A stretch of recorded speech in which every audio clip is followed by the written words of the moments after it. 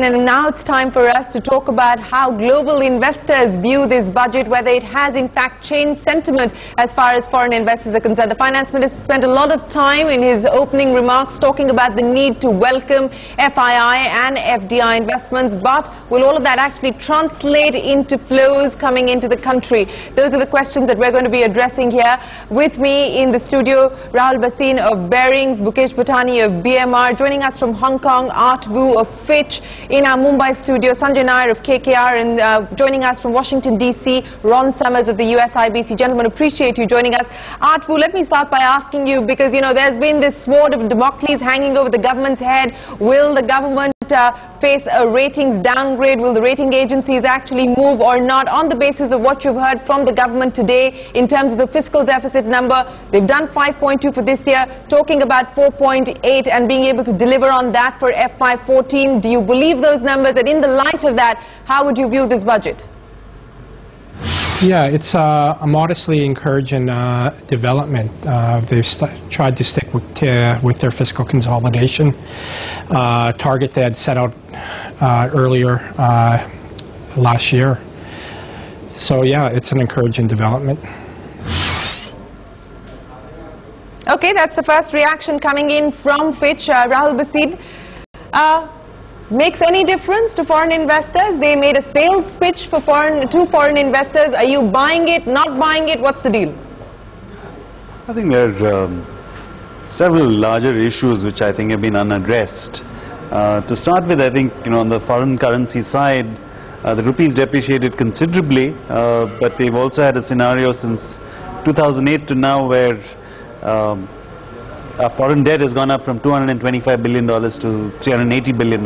Yeah. We are dependent with over 5% current account deficit on foreign investment flows, a lot of which has been a result of the monetization which has been ongoing across the Anglo-Saxon world. Yeah.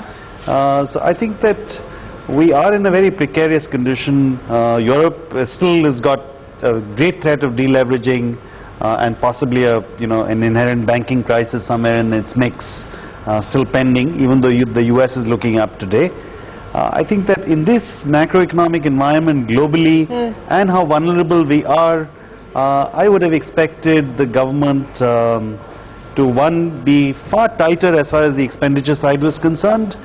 Because let's face it, in this environment, given the fact that our current growth trajectory being what it is, I think the revenue estimates have got to be at best hopeful. So in that kind of context, I think, the prudent thing to do... But you don't believe that if they had curbed down on expenditure even further in the quest for austerity and fiscal consolidation, we would have hurt growth even more? No, I think there are two things. I mean, first of all, growth is a function of, if I borrow from the Harrod Domar context, that growth is a function of how much you invest and what the productivity of that investment is. I think how much you invest, we are defined by the set of constraints that we face. But the real challenge and issue, which I think should have been the primacy of this entire effort by the government, in which I was, it's unfortunate that I didn't hear too much of it, is the productivity of that investment. So does it change your view on India at all? Well, our ICOR has shifted from 4 to 6.6 in the last 12 quarters. And I think that the effort should have been to get that 6.6 ICOR back to 4. And there are a whole host of things which needed to be done to do that. Maybe some of those are more in the ambit of administrative reform, some in the ambit of policy statements. And so it's been a non-event for you? Unfortunately, yes. Okay, Rahul Bhasin saying it's been a non-event. Sanjay Nair, would you describe it as a non-event as well? Shireen, I think I'm going to be a little bit more positive than Rahul on this. I think the more eventful part is that it's a real reasonable crack at getting something done. Unlike last time when these numbers were really pie in the sky and we were falling short. I think this is a reasonably realistic attempt to curb expenditure in an otherwise difficult year even going forward. So to that extent, I think it's pretty positive.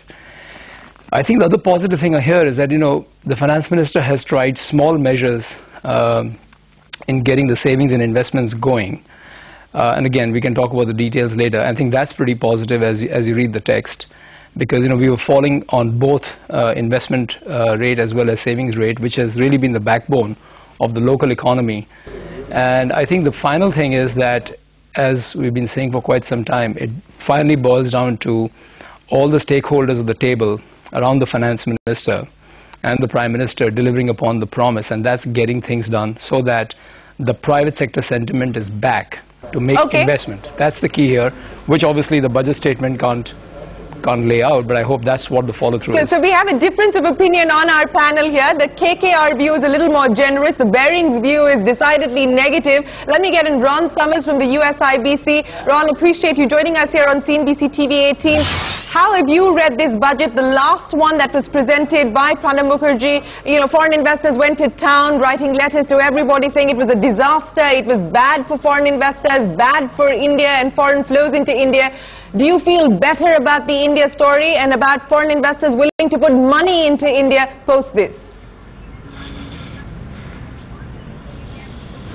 Well, no matter how you look at this budget, you have to read it as positive for foreign direct investment. I mean, explicitly, the minister himself has said that foreign direct investment is an imperative. That's what the U.S.-India Business Council is all about. The economic openings that have occurred under this finance minister have already been quite encouraging. And frankly, I think we're also going to see the fiscal be balanced in a very nice way with an imperative as well and an acceleration of divestment of some of the public sector assets of the country. And that's going to drive efficiency and productivity. So I'm quite bullish on this budget. This is a seasoned finance minister. He's one of the original architects of India's economic liberalization. And so the U.S.-India Business Council is positive, net-net.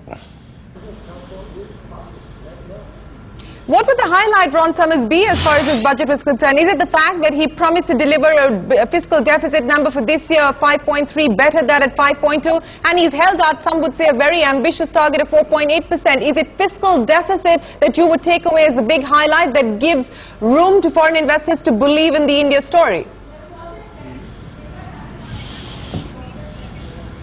No, this is about a pro-growth budget. I mean, he now understands that at 5.6% GDP, you're not creating enough jobs for the youthful demographic of India, for the young population that need opportunity and work.